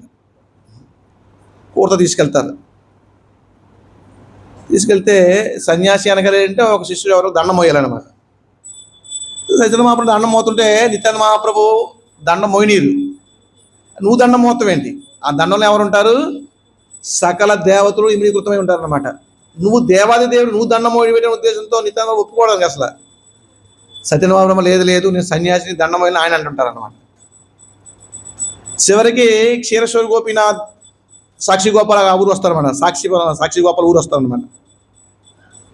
వచ్చి చైతన్య మహాప్రభు ఏమంటారంటే, నిత్యానంద ఈ దండం పట్టుకో, దండం కింద పెట్టకూడదు, ఒక ఆసనం పెట్టాలి, లేదా ఎవరు పట్టుకోవాలన్నమాట దండాన్ని. అయితే నువ్వు ఈ దండం పట్టుకో, నేను స్నానం చేసి అవుతా అంటారు అనమాట. చైతన్య మహాప్రభు స్నానం చేయడానికి నదిలో దిగుతారు. నిత్యానంద మహాప్రభు దండాన్ని నెల ఇరిసేసి 3 ముక్కలు చేసి నదిలో పారేస్తారు అనమాట. పారేసి చైతన్య మహాప్రభు స్నానం చేసి బయటకు వస్తారు. అందరు అడిగి దండం మీద అంటారు అనమాట. దండం లేదు, విరిగిపోయింది అంటారు. దండం విరిగిపోతుంది అంటాడు చైతన్య మహాప్రభు. ఏమో నువ్వు హరే కృష్ణ అంటూ ఇలా పడిపోయావు, ఇలా పట్టుకుపోతావు, దాని మీద పడిపోయి విరిగిపోయింది, నేను అందుబాటు అంటాడు అనమాట. అంటే ఇష్టం లేదు నిత్యానంద మహాప్రభుకి దండం వేయడం. చైతన్య మహాప్రభు దండం ఇష్టం లేదు. నువ్వు దేవాదేవుడివి, నువ్వు దండం వేయడం అంటారు అనమాట. చైతన్య కోపం వస్తుంది. అది ఏంటి అసలు నీకు ముందు ఇష్టం లేదు దండం వేయడం, నాకు నువ్వేమో దండాన్ని ఏమో ఏది చేసి నీటిలో పారేస్తావు, ఇప్పుడు అబద్ధం చెప్తున్నావు, నాతో రాకు నేను అని నిత్యానంద మహాప్రభు విడిచిపెట్టేసి చైతన్య మహాప్రభు ఒంటరిగా పూరి వెళ్ళిపోతారు అనమాట. అక్కడే ఇప్పుడు దండభంగ క్షేత్రం అంటారు అనమాట. ఎక్కడైతే చైతన్య మహాప్రభు దండాన్ని నిత్యానంద మహాప్రభు విడిచేసారో సాక్షి గోపాల దగ్గర ఉంటుంది, అది దండభంగ క్షేత్రం, నది ఒడ్డున ఉంటుంది అనమాట, క్షేత్రం అన్నమాట. చైతన్య మహాప్రభుకి దండాన్ని భంగమైనటువంటి స్థలం అన్నమాట. అది మన వైష్ణవులకు ఒక పుణ్యసిద్ధ తలం అన్నమాట. మన ఇస్కాన్ కూడా ఉంది ఒరిస్సాలో. అదే నిత్యానంద మహాప్రభు చైతన్య మహాప్రభు అంటే ఎంతో అభిమానం. కానీ చైతన్య మహాప్రభు పూరిలో ఉన్నప్పుడు కూడా నిత్యానంద మహాప్రభు అతను పూరిలో ఉండరు. చైతన్య మహాప్రభు చెప్తారంటే, నువ్వు పూరి రాకుండా ఓన్లీ ఈ ఒరిస్సా దేశం రాధే దేశంలో అంతా కూడా నువ్వంతా కూడా హరినామ సంకీర్తన ప్రచారం చేయాలని ఆదేశిస్తారు అన్నమాట. ఓన్లీ పూరి రథయాత్ర సమయంలో మాత్రమే రావాలంతే. ఆ విధంగా ఉన్నప్పుడు నిత్యానంద మహాప్రభు చైతన్య మహాప్రభు యొక్క దర్శనానికి వస్తారు, రావడానికి దారిలో వస్తున్నారు. ఆయన ఎంతోమంది భక్తులు వస్తున్నారు అనమాట. ప్రతి సంవత్సరం కూడా కొన్ని లక్షల మంది చైతన్య మహాప్రభు చూడడానికి రథయాత్ర పంపిణీకి వస్తారు అనమాట. అందరూ కూడా ఇది రథయాత్ర కూడా పర్మిషన్, తర్వాత పర్మిషన్ లేదన్నమాట రావడానికి, అక్కడ ప్రసారం చేయవలసిందే. ఒకసారి మన ఇస్కాన్లో కూడా టూర్లు జరుగుతున్నప్పుడు కొంతమంది ఇక్కడ ఉంచేస్తాం టూర్ తీసుకెళ్లకుండా, ఎందుకంటే వాళ్ళకి సేవలు చేయడానికి అన్నమాట. అంటే గురువు ఆ విధంగా ఆదేశిస్తూ ఉంటాడు, ఎవరెవరు ఏం చేయాలో ఆదేశిస్తూ అన్నమాట. నిజమైన శిష్యుడి యొక్క లక్షణం ఏంటంటే గురువు యొక్క మాట గౌరవించి ఆ ఆజ్ఞను పాటించాలి. ఆ విధంగా వస్తున్న శివానంద సేనని ఒక భక్తుడు ఉంటాడు. ఆయన ట్రూప్ మేనేజర్ అనమాట, టూర్ మేనేజర్. ఆయన దారిలో టోల్ గేట్ కట్టుకుంటా వీళ్ళకి ఆహారాలు ప్రసాదం ఏర్పాటు చేస్తూ బస ఏర్పాటు చేస్తూ ఉంటాడు. అప్పుడులాగా రైల్స్ కట్టేయాలి నడుచుకెళ్ళమైనా అనమాట. ఓ దిక్కుని బసాని భోజనం ప్రాబ్లం అవుద్దన్నమాట. శివానంద ప్రభు సేన మీద కంప్లైంట్ ఇస్తారు నిత్యానంద మహాప్రభుకి. నిత్యానంద మహాప్రభు శివానంద సరిగ్గా ఏర్పాట్లు చేయలేదు, ఇక్కడ ఏం బాగోలేదు, నివాసం బాగోలేదు, భోజనం బాగోలేదు అంటే శివానంద సేన దగ్గరికి వస్తే ఏంటి సరిగ్గా ఏర్పడలేదు, నాన్ సెన్స్, స్టూపిడ్ అని ఒక తందు అంటారన్నమాట శివానంద సేన్ని అందరి ముందు. అప్పుడు నిత్యానంద మహాప్రభు అంటే వాళ్ళకి ఎవరు భగవంతుడు కాదు, నిత్యానంద అంటే ఒక యోగి అంతే, ఒక బాబా అంతే. అంటే శివానంద ప్రభు భార్య, అదేవిధంగా ఆయన మేనల్లుడు కూడా శివానంద మేనల్లుడు కూడా ఎంతో బాధపడతాడు. నిత్యానంద మహాప్రభు ఎందుకు మా మావిని అలా అవమానిస్తాడా అని అతను వెళ్ళిపోయి సత్యనారాయణ కంప్లైంట్ పెడతాడు అన్నమాట. నిత్యానంద మహాప్రభు భార్య ఏడుస్తుంటే నువ్వు గట్టిగా వేసావని నీ పిల్లలు చనిపోతాడని నిత్యానంద అంటాడు. వీళ్ళు ఇలా అంటుంటే శివాసన ఇలా నాట్యం కడుతున్నాడు, ఆనందంతో డ్యాన్స్ కడుతున్నాడు అనమాట. ఎవరికి అర్థం కాదు. అరే నిత్యానంద అంతే, భార్య ఏడుస్తుంది, మేనడు కాపుకి చెల్లిపోయాడు, ఏంటి ఇన్ని డ్యాన్స్ కడతాను అనుకుంటారు అనమాట. అంటే అప్పుడు శివానంద ప్రభు అంటారనమాట, ఎందుకు నువ్వు ఇలా నాట్యం చేస్తున్నావంటే, అరే ఎన్నాళ్ళు నిత్యానంద బాబు నన్ను శిష్యుడిగా అంగీకరించలేదు, నన్ను శిక్షించాడంటే శిష్యుడిగా అంగీకరించాడు, అందుకని నాకు జన్మకి ఏముందని శివానంద డ్యాన్స్ కడతా మాట్లాడతాడు అనమాట. అంటే గురువు శిక్ష అంటే ఏంటంటే అర్థం ఏంటంటే అది ప్రేమ. అర్థం చేసుకోవాలి మనం. గురువు శిక్షించేటంటే అర్థం ఏంటంటే మన మీద అధికమైన ప్రేమ అని అర్థం. అలాగే ఉరిశిక్ష చేసేయకూడదు గురువు. ఆ భక్తుడు ఆ శిష్యుడు ఉద్ధరింపబడేలాగే శిక్ష చేయాలన్నమాట. ఆ విధంగా నిత్యానంద మహాప్రభు నిత్యలీలలు చేసుకుంటూ ఈ విధంగా ఆయన నిత్యము కూడా ఆధ్యాత్మిక ఆనందాన్ని ప్రచారం చేయడానికి వస్తాడు. ఆయన నిత్యానంద మహాప్రభు జాహ్నవీదేవి శ్రీదేవిని వివాహం చేసుకుంటారు అనమాట. జాహ్నవీదేవి భూదేవిని, శ్రీ భూదేవిని ఇతను వివాహం చేసుకుంటారు. అందులో జాహ్నవీదేవి నిత్యానంద మహాప్రభు అవతారం సాధించిన తర్వాత మన యొక్క గౌడీ సాంప్రదాయానికి ఆచార్యత్వం వహిస్తుంది ఆమె జాహ్నవీదేవి. జాహ్నవీదేవి కూడా పరమ పవిత్రమైనటువంటి శక్తిమంతురాలు, సాక్షాత్తు లక్ష్మీశ్వర రూపం ఆమె. నిత్యానంద మహాప్రభు యొక్క భావాన్ని కూడా క్యారింగ్ చేస్తూ ఉంటుంది, అందరికి కూడా ప్రచారం చేస్తూ ఉంటుంది. ఓ రోజు ఆమె 199 స్టాకులు బంగ్లాదేశ్లో ఉంటారు అనమాట. అంటే అప్పుడు బంగ్లాదేశ్ కూడా మన దాంట్లో ఉండేది, మన భారతదేశంలో ఉండేది అన్నమాట. తూర్పు బంగ్లా ఉంటే జాహ్నవీదేవి వాడికి వస్తుంది. అక్కడికి వచ్చి హరినామ సంకీర్తన చేసి అభిషేకాలు చేసి ప్రసాదం చేసి అని పెడతాను అనమాట. పెడితే అందరూ హరినామం చేయని చెప్తాను అనమాట. అక్కడ చాలామంది శక్తిని పూజిస్తూ ఉంటారు. వాళ్ళందరూ కూడా శక్తిని పూజిస్తే ఒక ఆడదేంటి ఇలాగ ఆచార్య అవడం ఏంటి, అవడం ఇది అవడం అనే ఉద్దేశంతో వాళ్ళు చాలా ఆయన పట్ల చాలా ద్వేషాన్ని పెంచుకుంటారు అనమాట. దేశంలో క్షుద్ర పూజలు చేస్తూ ఉంటారు. క్షుద్ర పూజలు చేస్తూ కాళికాదేవిని భజిస్తూ రేపు పొద్దుకు ఆమె అంతమైపోవాలి, లేకపోతే మనమే అంతం చేసే ఉద్దేశంతో ఎన్నో ప్లాన్లు వేస్తుంటారు అనమాట. అందరూ కూడా ఆ విధంగా కాళికాదేవిని పూజిస్తూ ఉంటారు. జాహ్నవీదేవిని సంవరించాలి, చచ్చిపోవాలనే ఉద్దేశంతో. అలా చేసిన తర్వాత మన్నాడు జాహ్నవీదేవి ఆమె బృందావనం వెళ్ళిపోవడానికి ఆమె రెడీ అవుతూ ఉంటుంది అనమాట. వీళ్ళు ఈ విధంగా చంపేయడానికి రెడీ చేస్తుంటారు అనమాట. ఆ రోజు నైట్ వీళ్ళందరూ పడుకుంటే ఎవరైతే బ్రాహ్మణులు ఎవరెవరైతే కాళికాదేవిని పూజిస్తారో వాళ్ళందరూ కూడా అందరూ ఒకే కళ వస్తుంది అనమాట. మీరు రేపు పొద్దున జాహ్నవీదేవి గారిని శరణాగతి కాకపోతే మీ అందరికీ శిరచ్ఛేదం చేసేస్తాను కాళికాదేవి కళగా చెప్తాను అందరికీ కూడా. అప్పుడు అంటే భయపడిపోయి అప్పుడు వచ్చి అందరూ వచ్చి జాహ్నవీదేవి శరణాగతి అవుతారు. అప్పుడు అందరినీ కూడా హరే కృష్ణ కృష్ణ కృష్ణ హరే హరే, హరే రామ రామ రామ హరే హరే, ఈ మంత్రాన్ని జపించండి అందరికీ ఉపదేశిస్తుంది జాహ్నవీ మాత. ఈ విధంగా నిత్యానంద మహాప్రభు జాహ్నవీ మాత ఇక మనలాంటి పతిత గురించి ఆవిర్భవించి వాళ్ళు పతితను ఉద్ధరించి వాళ్ళు కొన్నాళ్ళ పాటు ఈ భౌతిక జగత్తులో లీలలు చేసి తిరిగి వాళ్ళ ధామానికి వెళ్ళిపోతారు అనమాట. ఆ విధంగా నిత్యానంద మహాప్రభు యొక్క అనుగ్రహం ఎవరైతే పొందుతారో వాళ్ళు నిత్య ఆనందంతో ఉండేటువంటి అవకాశం. నిత్యానందం అంటే ఆత్మ ఎప్పుడు నిత్య ఆనందంతోనే ఉంటుంది. యాక్చువల్గా ఆత్మ సత్సిత్ ఆనంద స్వరూపం, నాకు దుఃఖం ప్రసక్తే లేదన్నమాట. అంటే నిత్యానంద మహాప్రభుకి అనుగ్రహం పొందితే ఆత్మ సాక్షాత్కారం మనం పొందుతాము. ఆత్మ సాక్షాత్కారం పొందితే నిత్య ఆనందాన్ని పొందుతాము. బలరామ అంటే ఏంటి అర్థం? బలమైన ఆనందం. బలరామ అంటే నిత్యానందం అంటే నిత్య ఆనందం. మనకి బలమైన ఆనందం కావాలంటే మనం పొందేంత బలహీన ఆనందం. ఒక క్షణమే అది ఉంటుంది ఆనందం, తర్వాత అంత దుఃఖం వచ్చేస్తుంది. బలహీనం అన్నమాట, బాగా బలమైన ఆనందం కాదు. కాబట్టి బలరాముని శరణాగతి అయితే మనకి బలమైన ఆనందం లభిస్తుంది. నిత్యానంద మహాప్రభు శరణాగతి అయితే నిత్య ఆనందం లభిస్తుంది. ఆ బలరాముడి యొక్క అవతారమే నిత్యానంద మహాప్రభు యొక్క అవతారం. స్వయంగా బలరామ ప్రభువే నిత్యానంద మహాప్రభుగా ఆవిర్భవించి సకల జీవిని ఉద్ధరించడానికి అని ఆవిర్భవించారు. ఓసారి చైతన్య మహాప్రభు యొక్క శ్రీవాస్ ఠాకూర్ ఇంట్లో హరినామ సంకీర్తన జరుగుతూ ఉంటుంది. జరుగుతూ ఉన్నప్పుడు ఒక భక్తుడు వచ్చి చైతన్య మహాప్రభు ముందు ప్రణామం చేస్తాను, నిత్యానంద ప్రణామం చేస్తాడు అనమాట. ఈయన చైతన్య బాబు తిడతారు, నీకు పెద్దను గురించి తెలియదా అని చెప్పి ముందు నిత్యానంద మహాప్రభుకి ప్రణామం చేసిన తర్వాత నాకు చేయాలని స్వయంగా చైతన్య మహాప్రభు చెప్తారన్నమాట. ఎవరైనా సరే అలాగే చేయాలి, ముందు నిత్యానందను గౌరవించాలి, తర్వాత నన్ను గౌరవించాలని చైతన్య మహాప్రభు చెప్తారు.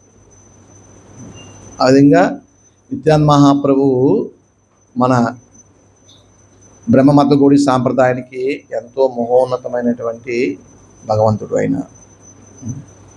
కాబట్టి ఆయన అనుగ్రహం పొందాలంటే ఈరోజు ఎవరైతే జపం చేయటం లేదో వాళ్ళందరూ ఈరోజు జపం చేయడానికి సంకల్పించండి, జపం మొదలు పెట్టండి. నిత్యానంద మహాప్రభుకు అనుగ్రహం పొందుతుంది, నిత్య ఆనందం పొందే అవకాశం లభిస్తుంది. నిత్య ఆనందం పొందేవాడు ఎప్పుడు కూడా దిగాలుగా ఉన్నాడు, ఏంట్రా మన జీవితం అని చాలా ఉత్సాహంగా ఆనందంగా ఉంటాడు.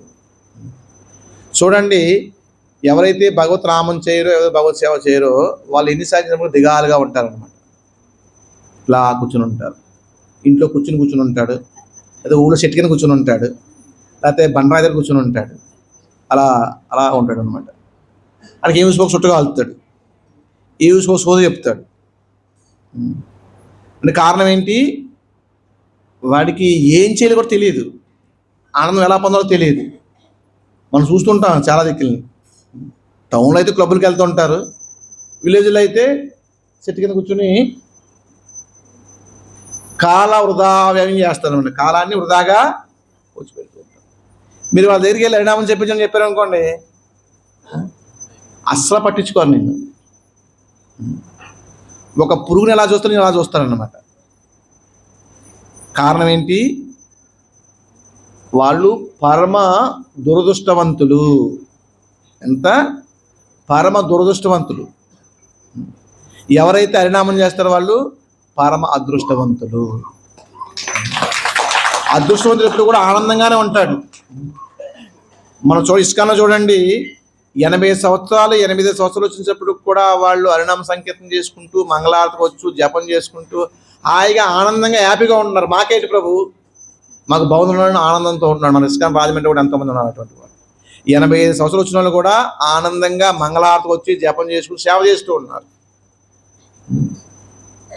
వాళ్ళకి ఎటువంటి భౌతికమైన దిగాలి కానీ దుఃఖం కానీ లేదు. మరి బయట చూడండి, ప్రతి దిక్కు చూడండి, వాళ్ళు ఒంటరిగా కూర్చుని ఏమి చేయాలో తెలియక భవిష్యత్తు గురించి ఆలోచించుకుంటూ, మరణ గురించి ఆలోచించుకుంటూ దిగాలుగా బాధపడుతూ ఉన్నారు. మరి అందరూ కూడా ఒకప్పుడు ఎంతో యవనవంతులు, ఎంతో కష్టపడి డబ్బు సంపాదించారు, అన్ని సంపాదించారు. మరి అన్ని సంపాదించి దిగాలుతనం ఎందుకు వచ్చింది? అంతే కదా, అన్నీ సంపాదించి మనకు ఆనందం రావాలి, దిగాలుతనం ఎందుకు వస్తుంది? ఎందుకంటే మనం వాటి వల్ల ఆనందం ఏం పొందడం లేదు. పొందుతూ ఆనందంగా ఉండాలి కదా, మనం దిగాలు ఎందుకు ఉంటున్నాడు? ఎందుకంటే వాటి ద్వారా ఆత్మ ఏమీ ఆనందించదు. కాబట్టి బ్రహ్మాండే భక్తి కౌన్ భాగ్యవాన్ జీవ. ఈ బ్రహ్మాండంలో భాగ్యవంతుడు ఎవరు? డబ్బులు ఉన్నవాడు, ధనం ఉన్నవాడు కదా భాగ్యవంతుడు. గురు కృష్ణ కృపా భక్తిలతా బీజపాయ. గురువు కృష్ణునికి అనుగ్రహం ద్వారా భక్తిలతా బీజాన్ని ఎవరైతే పొందాడో ఆడు భాగ్యవంతుడు. ఆ భాగ్యము ఎన్నటికీ కూడా నశించిపోదు. ఎవరైనా ఒంటిండా బంగారము, వడ్డానం అన్ని పెట్టుకొచ్చారు, అందరూ ఏమంటారు? భాగ్యవంతులండి, భాగ్యవంతులు అంటారు అన్నమాట. వాడు భాగ్యవంతుడు కాదు, ధనవంతుడు అంతే. భాగ్యవంతుడు ఎవరంటే భగవంతుని యొక్క అనుగ్రహం పొంది ఒంటి నిండా ఊదురుపుండాలు పెట్టుకుని, భగవద్నామం పెట్టుకుని, మెడలో తులసిపోస వేసుకుని, చేతిలో జపమాలు పెట్టుకుని ఎవరైతే జపం చేస్తాడో వాడు భాగ్యవంతుడు. ఈ భాగ్యము నీకు జన్మజన్మలు నీతో వస్తుంది, ఎప్పుడు నేను రక్షిస్తూనే ఉంటుంది. కానీ భౌతిక భాగ్యము ఇక్కడితోనే ఆగిపోతుంది, నీతో ఒక పైసా కూడా రాదు. మరి తెలివైన వాడు మనతో వచ్చే సంపదను పోగు చేసుకుంటామా, మనతో రాని సంపదను పోగు చేసుకుంటామా? మనతో వచ్చే సంపదని పోగు చేసుకో, అది తెలివైన విధానం. కష్టపడి ఆహారాన్ని సంపాదించాం, తింటమానైతే దానివల్ల ఉపయోగం ఏముంది? అంతే కదా. అదేవిధంగా నువ్వు కష్టపడి కాబట్టి ధనం సంపాదించావు, కానీ మరణం వచ్చి నాశనమైంది, అందులో ఒక రూపాయి నీకు ఉపయోగపడలేదు. ఇంట్లో చచ్చిపోతే ఎక్కడ మళ్ళీ ఇంట్లో ఉండకూడదు ఉద్దేశంతో అరే బయట పెట్టండి అంటారు అన్నమాట. అరే వాడి సంపాదించుకున్న ఇల్లు, వాడి గృహము, వాడి సంపద, వాడి మంచం, మరి ఎందుకు బయట పెట్టండి అంటున్నారు? ఏమైంది ప్రేమ అంతా? అదే మన పరిస్థితి అంతా కూడా. కాబట్టి అటువంటి జీవితం ఏది పొందడానికి కాదు మనం మానవ జన్మ పొందుతా. హరే కృష్ణ కృష్ణ కృష్ణ హరే హరే, హరే రామ రామ రామ. నిత్యం ఆనందంతో జీవిస్తూ నిత్య ఆనందంతో మరణించడానికే మన మానవ జీవితము. కాబట్టి నిత్యము హరే కృష్ణ కృష్ణ కృష్ణ హరే హరే, హరే రామ రామ రామ హరే హరే. ఎవరైతే హరినామం చేస్తారో వారు నిత్యమానందంగా ఉంటారు. మరణించిన తర్వాత నిత్యానందం పొందేటువంటి వైకుంఠ లోకానికి వెళ్తారు. నేను మనం చెప్పాను, మనం సైకిల్ మీద వెళ్తుంటే స్కూటర్ పొందితే ఏ విధంగా ఆనందంగా ఉంటామో అదేవిధంగా భక్తుడు దీనికన్నా ఉన్నతమైన లభిస్తుంది కాబట్టి ఆనందంగా ఉంటాడు. సైకిల్ మీద వెళ్ళి వాడు సైకిల్ పీకిస్తున్నాం అనుకోండి, వాడు ఆనందంగా ఉంటాడా? అందుకే భౌతికమైన వ్యక్తి ఆనందంగా ఉండడానికి కారణం ఏంటంటే ఆ సైకిల్ కూడా పోతున్న సంగతి తెలుసు, అందుకే ఆనందంగా ఉండడు. అంటే నేను మరణిస్తే మళ్ళీ ఏ లోకం వెళ్తానో, ఏ నరకం వెళ్తానో, నేను చేసిన కర్మలు ఏంటో అని అనేక రకాలుగా ఆయన వ్యధ చెందుతూ ఉంటాడు అన్నమాట. కానీ భక్తుడికి అటువంటి వ్యధ ఉండదు, ఎందుకంటే ఆయన కర్మలు ఏమి లేవు, అన్ని కర్మలు కూడా నశించిపోయినాయి. ఆయనకి అనంతమైన పుణ్యం ఉంది, ఆయన సుఖత ఉంది. పురాణాలు వివరిస్తున్నాడు భగవంతు పురాణాల్లో, ఎవరైతే నా భక్తుడు కొద్ది భక్తి చేసినప్పటికీ కూడా వాడు 10,000 సంవత్సరాలు స్వర్గలోకంలో ఉండి తిరిగి శ్రీమంతుల కుటుంబంలో పుట్టి ఆనందంగా భక్తి చేసుకునే అవకాశాన్ని వాడికి ప్రసాదిస్తానన్నాడు అన్నమాట. ఎవరికి? అతి స్వల్పమైన భక్తి చేసిన వాడికి. అతి స్వల్పమైన భక్తి అంటే అర్థం ఏంటి? ఏదో ఒకసారి ఇస్కాన్ సెంటర్కి వచ్చాడు, కొంచెంసేపు కూర్చున్నాడు, కొంచెంసేపు ప్రసాదం అన్నాడు, ఆలకి వెళ్ళిపోయాడు అంతే. మళ్ళీ టెంపుల్కి రాలేదు, వాడు టెంపుల్కి రాలేదు మళ్ళీ నాడు. కానీ వాడు మరణించిన తర్వాత వాడికి స్వర్గలోకం లభిస్తుంది, మళ్ళీ శ్రీమంత కుటుంబం జన్మ లభిస్తుంది ఒకసారి వచ్చిన వాడికి. ప్రభువు ఏం చెప్తారంటే ఇది కృష్ణ చైతన్య మార్గంలో పేజీలు అయిపోయిన వాడికి, ఇది పాస్ అయినాడు కాదు, పేజీలు. ఇంకా పాస్ అయితే ఏంటి ఆలోచించండి ఒకసారి. పాస్ అయితే ఏంటి? కృష్ణ చైతన్యం పాస్ అయితే ఏంటి? స్వయంగా శ్రీమన్నారాయణుడే, శ్రీకృష్ణ భగవానుడే నీ గురించి ప్రత్యేకించి ఒక పుష్పమాలను పంపించి ఆయన దగ్గర తీసుకెళ్ళి ఈ గురించి వెయిట్ చేస్తాడు. వెళ్ళిన వెంటనే నిన్ను కౌలించుకుంటాడు. అరే ఇన్నాళ్ళు ఎక్కడికి పోయావు నువ్వు అని కౌలించుకుంటాడు అనమాట గోలోక బృందావనంలో. మరి అటువంటి ప్రేమ అనురాగం పొందే అవకాశం సృష్టిలో మనకు ఎవరైనా ఉందా? మనల్ని ఎవరు కౌలించుకుంటారు? ప్రతి కౌగిలిలో కోరిక, ప్రతి నవ్వులో ఒక కోరిక. ఆ కోరిక నెరవేరిస్తేనే ఆ కౌగిలి, ఆ కోరిక నెరవేరిస్తేనే ఆ నవ్వు, ఆ కోరిక నెరవేరిస్తేనే ఆనందం. కానీ భగవంతుడు అది ఏమీ అవసరం లేదు. ఎవరు పంపుతారు చెప్పండి? మనకి ఎవరైనా 10 మంది బంధువులు ఉన్నారనుకోండి, మనం ఒక వెహికల్ పంపుతామా? చుట్టాలు వస్తే అందరిలో ఒక బస్సు వేస్తాం అంతే. ఎవరో పరమకోడి, రిలయన్స్ ఇటువంటి వాళ్ళు ఎవరైనా పెళ్లి చేసుకుంటే వాళ్ళకి ఒక ఫ్లైట్ పరమైన, అది వేరే సంగతి. సామాన్యులు ఏం చేస్తారు? కానీ భగవంతు తన భక్తుల గురించి ఒక్కొక్కరికి ఒక్కొక్క పుష్పమాలను పంపుతూ ఉన్నాడు. అది ప్రేమ అంటే, భగవంతుడి ప్రేమ. కానీ పాపం చేసిన పాపాత్ముడు ఏంటి? వాడు పుష్పమానం కాదు, యమబొట్లు వస్తారు. అది పాపానికి మలమల కాగేటువంటి భూమి మీద తీసుకెళ్తూ ఉంటారు అనమాట.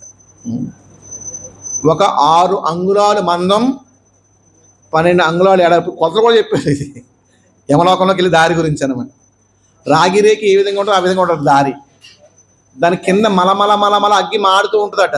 అంత దళసర రేకిని కింద మంట పెడుతుంటే రాగి రేకి ఎలా తయారవుద్ది? ఎర్రగా తయారవుద్ది. దాని మీద నడిపించి తీసుకెళ్తారనమాట. ఎక్కడికైనా పక్కకి వెళ్దారంటే వృక్షాలు లేవు, తాగుదామంటే నీళ్లు ఉండవు, కింద పడిపోతే మళ్ళీ లెగదీసి నిలబెడతారన్నమాట యమభట్లు. అది నరకలోకం యొక్క దుస్థితి. మరి అంత వ్యధ ఎందుకు చెందాలి మనం?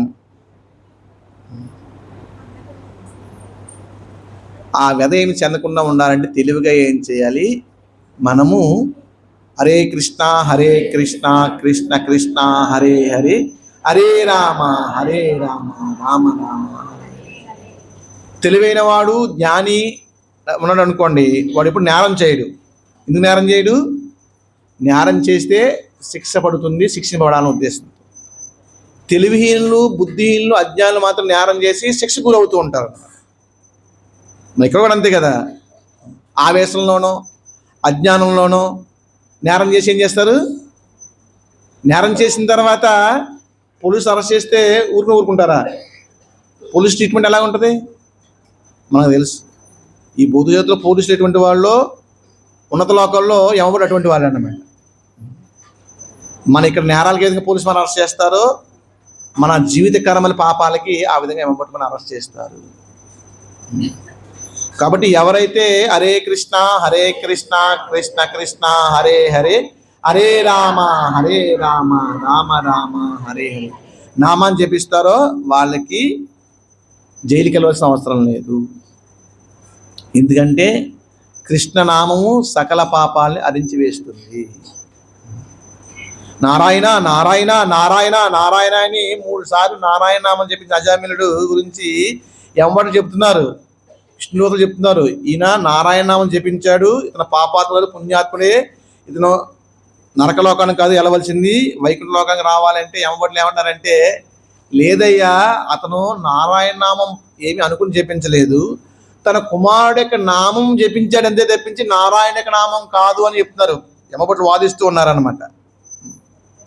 అప్పుడు విష్ణుదేవతలు ఏమన్నారంటే, అది తన కుమారుడికి పెట్టుకున్నప్పుడు కదా నారాయణకి నామే కాబట్టి నారాయణ నామాన్ని ఎలా జపించినప్పుడు పవిత్రులు అవుతారు.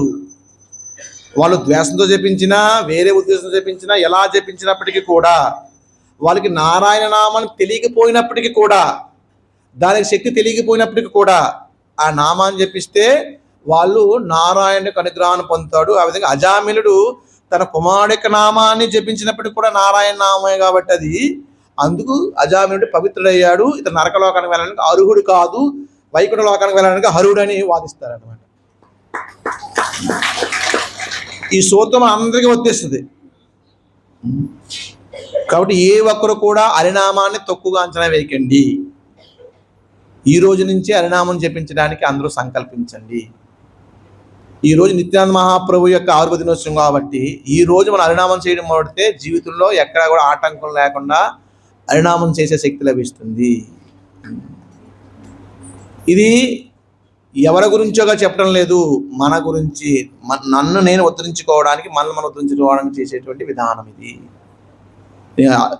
ఎక్కువసార్లు చెప్పడానికి అదే కారణం. మన మీద మనకు ప్రేమ ఉంటే మనం తప్పకుండా హరే కృష్ణ కృష్ణ కృష్ణ హరే హరే, హరే రామ రామ రామ హరే హరే, ఈ మంత్రాన్ని తప్పకుండా ప్రతి వాళ్ళు కూడా జపించండి. ఎంత జపిస్తే మనకి అంత ఫలితం లభిస్తుంది. భౌతిక ఉదాహరణ చెప్పేసి నేను ముగిస్తాను, సమయం ఎక్కువైంది కాబట్టి. ఆ గదిలో ఆ జీజిష్టాల మూల వజ్రాల మూట, బంగారం బిస్కెట్లు, వైడూర్యాలు అన్నీ పెట్టి మీకు ఎన్ని గదులను తీసుకున్నాం అనుకోండి, వెళ్ళి ఒక్కొక్కసారి నేను తీసుకొచ్చేస్తారా? ఎన్ని గదులను తీసుకోమన్నారు అన్నమాట. తీసుకోమంటే ఎవరైనా సరే నాకు ఒక వజ్రం చాలేమో వజ్రం తీసుకొచ్చేస్తారు ఎవరన్నా? నిజాయితీగా చెప్పండి ఎవరన్నా. ఆ వజ్రాల మూటలు అక్కడ పెట్టి మీకు ఎన్ని గదులు తీసుకోండి అంటే ఒక వజ్రం తీసుకుని సరిపోతుందని వచ్చేస్తారు ఎవరన్నా. కానీ హరినామం చేయమంటే 16 మాలు చేయమంటే ఒక మాల చాలు, ఒక మాల చేస్తున్నాం, ఒక మాల చాలు, ఒక మాల చేసేస్తున్నాం ప్రభు, ఒక మాల చేసేస్తున్నాం ప్రభు అంటారు. అదే వజ్రాలు తీసుకోమంటే నీకు శక్తి లేక మోయలేకపోయినప్పుడు కూడా ఈ ఒక్కసారికి మోసేస్తే సాలరా బాబు మొత్తం వజ్రాలు లభిస్తూ ఉద్దేశంతో మూట ఇలా భుజం వేసుకుని అమ్మ మోసుకెళ్ళిపోతాం అన్నమాట. అంటే మనకి అంత భౌతికాసక్తి ఉంది. కానీ ఆ వజ్రాల కన్నా కొన్ని కోట్ల రెట్లు అధికమైనటువంటి హరినామాన్ని పొందరా బాబు. ఇదంతా హరినామం రాసి జగన్నాథుడికి సరిదంటే హరినామం యొక్క నిధి తీసుకొనరా అంటే ఒక మానసాలు ప్రభు అంటాడు. దొన్ని ప్రసాదం పెడితే కొద్దిగా చాలు పడుకొని కొంతమంది ఇలా పెట్టుకుంటారు అన్నమాట. దొన్ని ప్రసాదాన్ని, భగవత్ ప్రసాదాన్ని కొద్దిగా చాలు పడుకొని ఇలా పెట్టుకుంటారు. అది చికెన్ పకోడీ మొత్తం ప్లేట్ అని తినేస్తాడు అన్నమాట. అదెందుకు కొద్దిగా చాలు అంటలేదు? నాలిక రుచి ఆ విధంగా మనకి నాలిక రుచి మనసుకి ఆనందం ఇచ్చేదాన్ని చూస్తాం తప్పించి ఆత్మకి ఆనందాన్ని ఇచ్చేదాన్ని చూడటం లేదు. కారణం ఏంటి? అజ్ఞానం, బుద్ధిహీనత. ఒక వస్తువుకి గొప్పతనాన్ని గుర్తించకపోవడం ఏంటి? బుద్ధిహీనత. భగవంతుని గొప్పతనాన్ని గుర్తించకపోవడం కారణం ఏంటి? మన బుద్ధిహీనతే. అటువంటి బుద్ధిహీనత పోవాలి అంటే హరే కృష్ణ కృష్ణ కృష్ణ హరే హరే, హరే రామ రామ రామ హరే హరే. ఈ నామాన్ని జపిస్తే మన బుద్ధిహీనత పోయి నువ్వే నా ప్రాణనాథుడు అనేటువంటి భావన మనకు కలుగుతుంది. బుద్ధిహీనత పోతుంది, భగవంతుని గొప్పతనాన్ని గుర్తిస్తాము. ఎప్పుడు భగవంతుడు ఉండాలని కోరిక మనలో ఆవిర్భవిస్తుంది. కాబట్టి ప్రతి ఒక్కరు కూడా హరినామం సంకీర్తన ఎంత చేస్తే అంత మంచిది, హరినామం ఎంత చేస్తే అంత మంచిది. కాబట్టి దీన్ని ఎవరో కూడా, ఇది మనకి జీవితంలో వచ్చే ఒక సువర్ణ అవకాశం. నువ్వు ఒక అడుగు వేస్తే రెండో అడుగు వేసేలోపు నీ ప్రాణం పోవచ్చు. కాబట్టి ఇన్నాళ్ళు బతుకుతావు ఎవరికి హామీ లేదు. ప్రాణం పోవడం ఖాయం. ప్రాణం పోయే లోపలనే మనం హరినామాన్ని శరణాగతి అయితే అది మనకి జన్మ రక్షించి చివరికి వైకుంఠలోకం వెళ్ళేంత వరకు అది మనం రక్షిస్తుంది. ఇప్పుడు మనం ఆరంభిస్తే వైకుంఠలోకం వెళ్ళేంత వరకు కూడా అది మనం రక్షించి వైకుంఠ లోకానికి తీసుకెళ్తుంది. ఎన్ని జన్మలుతున్నా సరే ఒక్కసారి మనం హరినామం స్వీకరిస్తే. అంత మహోన్నతమైనది హరినామం. అటువంటి హరినామం యొక్క మహాత్యాన్ని తెలియజేయడానికే శ్రీ నిత్యానంద మహాప్రభువుల వారు ఆవిర్భవించారు. మలాంటి పద్ధతులకి ఉద్ధరించడానికని వచ్చారు. ఆయనకి సాక్షాత్తు లక్ష్మీదేవి ఆయన పాదాలని ఒత్తుతూ ఉంటుంది. అటువంటి నిత్యానంద మహాప్రభు వచ్చి ఇంటి ముందుకు వచ్చి భిక్షాందేని భిక్ష అడిగి హరే కృష్ణ కృష్ణ కృష్ణ హరే హరే, హరే రామ రామ రామ హరే హరే. ఈ నామం చేస్తాడనే మాట భిక్షగా ఎందుకు అడుగుతూ ఉన్నారు ఆయన? ఏంటి ఆయనకు ఉపయోగం? లక్ష్మీదేవి, వైకుంఠ లోకంలో లక్ష్మీదేవి ఆయన పాదాలను పిసుకుతూ ఉంటుంది. ఎంతోమంది భక్తులు ఎప్పుడు నాకు సేవ చెప్తున్న ఉద్దేశంతో రెడీలో ఉంటారన్నమాట, ఆయన రెడీగా సేవ చేయడానికి. అటువంటి భగవంతుడు వచ్చి నీ గుమ్మం నిలబడి హరినామం చేయని ప్రార్థిస్తూ ఉంటే నువ్వు ఎందుకు తిరస్కరిస్తూ ఉన్నావు? అదే నీ దౌర్భాగ్యం, అదే నీ మందమతి. కాబట్టి మందమతి నుంచి బయటికి రండి. ధనం సంపాదన ఒకటే జీవితకు ధ్యేయమైతే ఆ ధనము నిన్ను ఏ క్షణాన్ని కూడా నిన్ను రక్షించదు. హరిధనాన్ని సంపాదించుకో, అది నిన్ను జన్మజన్మ రక్షిస్తుంది. మామూలు ధనం సంపాదించడం చాలా కష్టం. కానీ హరే కృష్ణ కృష్ణ కృష్ణ హరే హరే, హరే రామ రామ రామ హరే హరే నామం జపిస్తే హరిధనము లభిస్తుంది. హరిధనము ఎన్నటికీ నశించిపోదు, నీతోనే ఉంటుంది అది. మరి నీతోనే ధనాన్ని సంపాదించుకుంటావా, నీతో రాని ధనాన్ని సంపాదించుకుంటావా అన్నది నా నిర్ణయం. లేదు ప్రభు ఇప్పటికీ మేము మాతో రాని ధనాన్ని సంపాదించుకుంటామంటే అది నీ ఇష్టం. ఎందుకంటే భగవంతుడు నేను బలవంతం చేయటం లేదు. ఆయన నీకు ఉపదేశిస్తున్నాడు, భక్తులను పంపి ఉపదేశిస్తున్నాడు, ఆచార్యులను పంపి ఉపదేశిస్తున్నాడు, శాస్త్రాన్ని ఇచ్చి ఉపదేశిస్తూ ఉన్నాడు. ఉపదేశాన్ని పొందకపోతే మనం ఏమీ చేయలేం. ఒక వ్యసనపరుడికి తల్లిదండ్రులు ఎన్నో రకంగా బోధిస్తారు. నాయన ఇది మంచిది కాదు, జీవితానికి ఇది ఎంతో నష్టము, నువ్వు చాలా నష్టపోతావు, అలా చేయకండి. అయినప్పటికీ కూడా వినడవాడు. వినకపోతే ఏంటి, ఎవరికి లాసు? చివరికి అన్ని రకాలుగా అతను లాస్ పోయి తర్వాత రోధిస్తూ ఉంటాడు. ఆ విధంగా భగవంతుడు భక్తులు చెప్పినట్టు వాణి మనం ఆలకించకుండా చేస్తే తర్వాత మనం రోధిస్తాం. హరే కృష్ణ.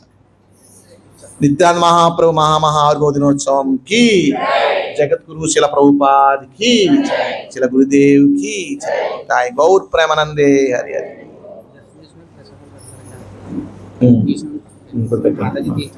హరే కృష్ణ. ఇప్పుడు అందరూ కూడా